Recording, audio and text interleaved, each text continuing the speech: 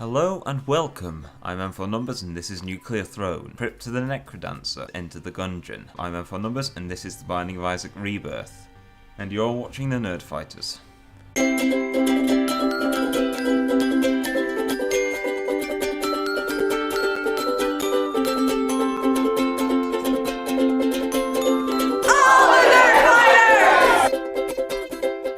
Hello, I'm M4Numbers, otherwise known as Matt. I am one of the people who Dave Grohler and Brendan occasionally see in the UK when I deign to come out of whatever cave I'm hiding in. I can also be found in such things as the Hereford Beer and Cider Festival and the Sheffield trip that happened at some point that never really had any pictures or anything. But anyway, I am someone. I'm fairly certain. Anyway. This week I'll be talking to you about video games because I carelessly mentioned to Dave that I'd be okay with doing one of these things, and I happen to have a gaming YouTube channel which you can find in the description below. You can also find me on Twitter if you so want to see or hear what I say, because all of it is completely rubbish and you should not do that. Anyway, so I play a lot of games. I have, at the moment, 378 games on Steam, plus another couple of games around and about on GOG and various other platforms that I play sometimes. Admittedly, with Steam, it's a case of you don't know how many games you actually play because you have about 1 million of them and you only play 10. In my case, it's probably closer to, well, as I said, I have nearly 400 of them and I play maybe 50 of them. On a regular basis. The most regular of which are usually games within a particular genre. The roguelite, which is what I have a lot of time in. And today I'm going to be talking about my favourite roguelites and how they compare and contrast with one another. And hopefully I will get you yourself to try one of these. So let's get a move on, shall we? One of the classic roguelites on Steam is The Binding of Isaac. It's been around forever.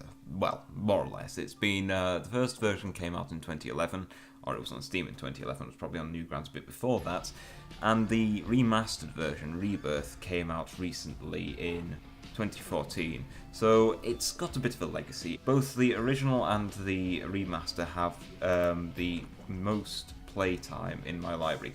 Roughly, they make 400 hours together. I've played 170 hours in the original and 250 in the remaster.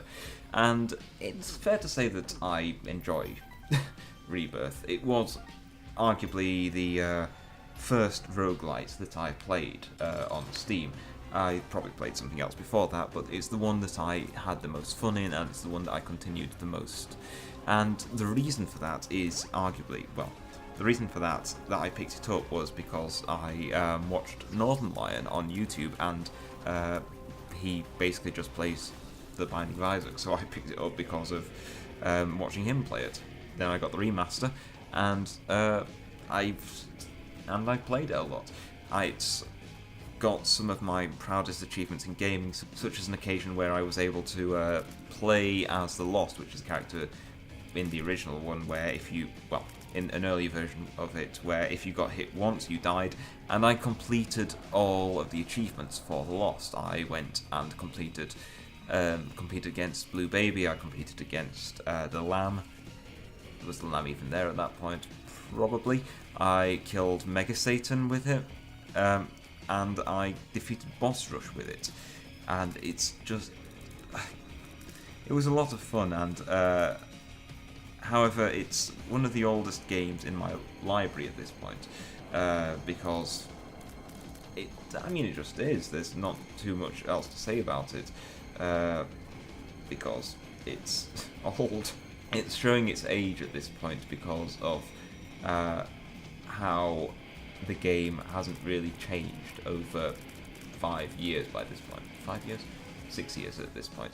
It's still the same top-down twin-stick shooter, with a lot of variants, yes, but the problem with Isaac is that it lives and dies on the items you get, and it's very hard to make a comeback when you're getting screwed by the items you've been given, which is one of the negatives about Isaac, but it is still a fun game with a ton of replayability because of the number of unlocks and items that you have to unlock, and it's one of the games where nothing is open from the time you start, so you have to spend a lot of the time unlocking everything. So if you enjoy that sort of game, as I once did, but I've sort of grown a bit tired of it by now, then it is a game for you, and there is a lot more there's a lot more hidden under the surface.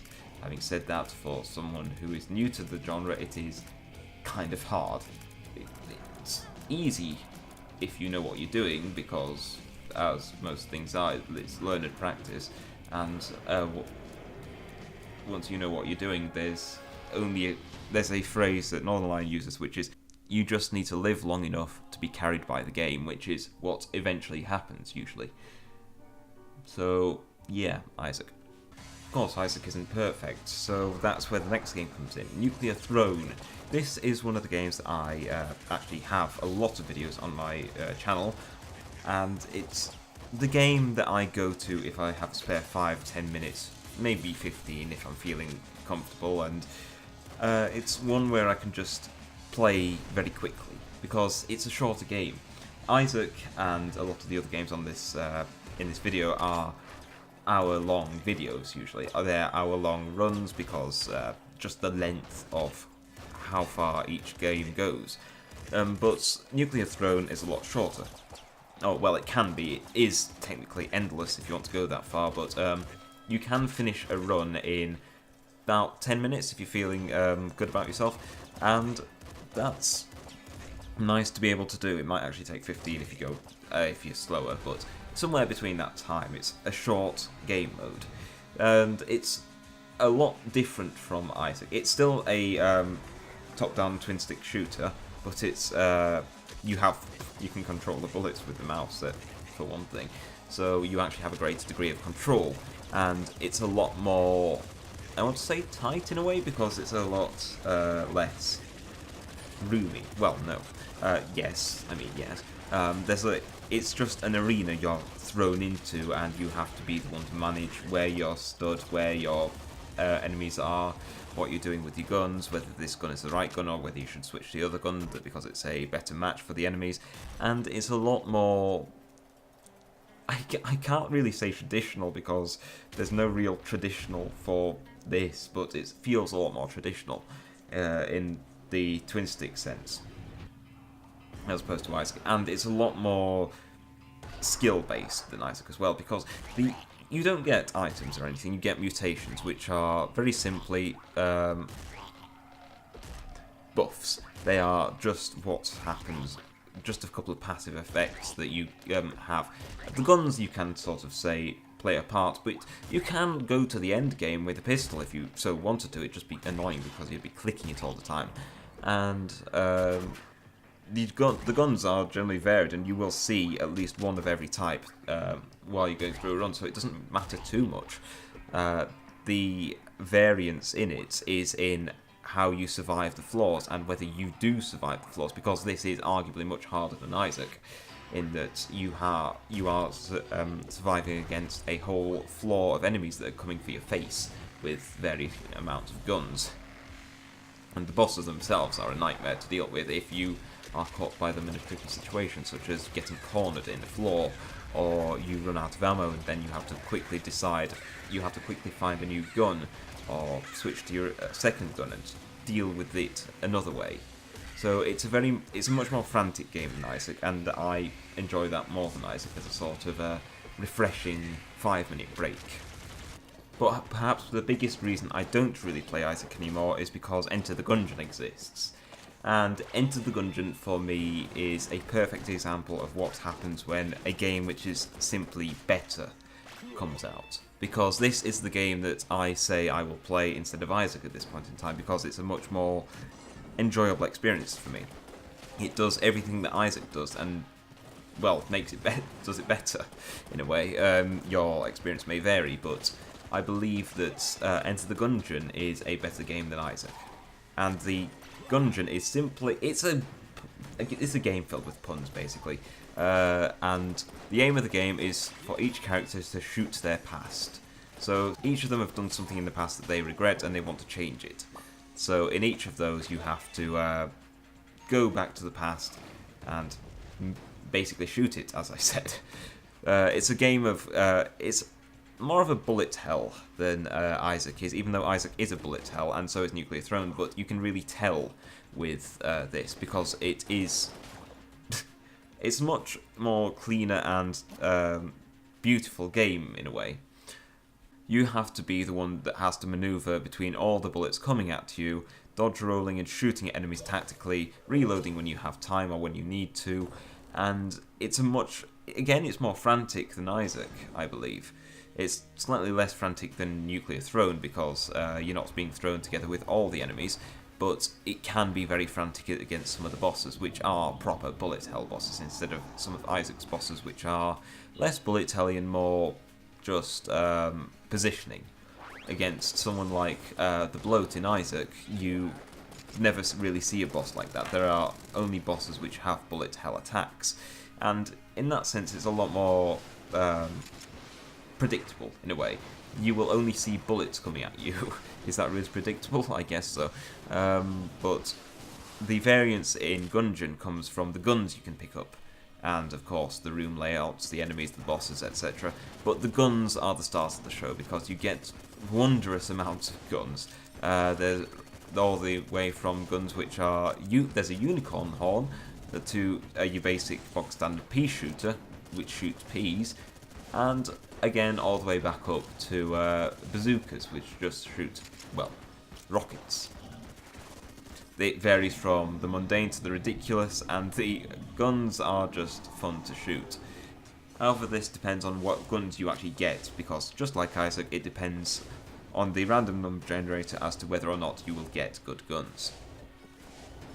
So it's not to say that it's still as luck-based as Isaac, it's much more skill-based. You can go all the way down to the High Dragon with just your bog standard pea shooter that you're given at the start of the game, but it's not going to be a fun ride. And the enjoyment comes from when you have these guns which allow you to make these decisions and allow you to which make you feel amazing when you're dodging in and out of bullets, shooting at the enemies, and you feel awesome when you pull off a tricky dodge and kill the boss. Which finally brings us to my favourite roguelite game at the moment. This may be subject to change in a few months, I don't know. But my favourite roguelite game at the moment is Crypt the Necrodancer. And very simply, it's a rhythm roguelite, which it's very different, which makes it interesting, and it's a game which I backed early in its early access process. This was a few years ago now, I don't remember the precise timings, but it's one of the games that really shakes up the roguelite formula of permadeath and randomly generated runs. So the aim of the game is to finish a run, and these runs are, again, roughly 45-50 minutes, but each run goes all the way down past several themed floors and ends up to fight either the Necrodancer or some version of the Necrodancer as is thematically appropriate. This is one of the more fun games I have, and it's one which I will play if I have a spare hour. As opposed to Enter the Gungeon and Isaac, which are more special occasions for me at this point. This is a game where I really do just pick up if I want to play a game, and don't really want to pick up Witcher, because Witcher just takes forever. I will suck myself into Witcher if I let myself have a day free. But with Crypt the Necrodancer, it's much more focused on your moment-to-moment gameplay and your reactions. It's a much more reactive game, making it extremely frantic when you're cornered in the middle of every other enemy. And because it has the timed element of you going to the beat, so is everyone else. Everyone else is coming at you to the beat of the music, which is also beautiful, and you have to be the one to survive, or at least go out with a bang, because it looks kind of bad if you get killed by a skeleton. But possibly the reason that I'm able to keep with this game more than the other games on this list is that nothing really changes from this beginning to the end of the runs. Okay, yes, you get different weapons, and those weapons are decided on by random numbers, but at the same time, you can again go to the end with just your dagger, or whatever you start with. but it's a lot more organic in how you go about everything. Your weapon choice is what defines how the run goes, and everyone has different preferences. If you are better off with a dagger, then you go ahead with the dagger, but if you find the rapier in a chest, then I prefer the rapier, so I would choose the rapier. And it's that sort of choice and the moment-to-moment gameplay which I find drags me back into this game, which is not quite as frantic as Nuclear Throne again, but is still incredibly frantic and allows for moment-to-moment gameplay which places emphasis on quick thinking. It's a game that I just enjoy more because of the themes as well, and well, also the music, because the music is awesome. But those were some of my favourite roguelike games that I play a lot of. Admittedly, some of them less than others nowadays, but I hope that at least one of these maybe caught your eye, and if you don't like roguelites at all, then I'm sorry for wasting about 10-15 minutes of your time. Anyway, I'm M4Numbers, and tomorrow you shall have Brendan, who is speaking to you about video games. Until next time, goodbye.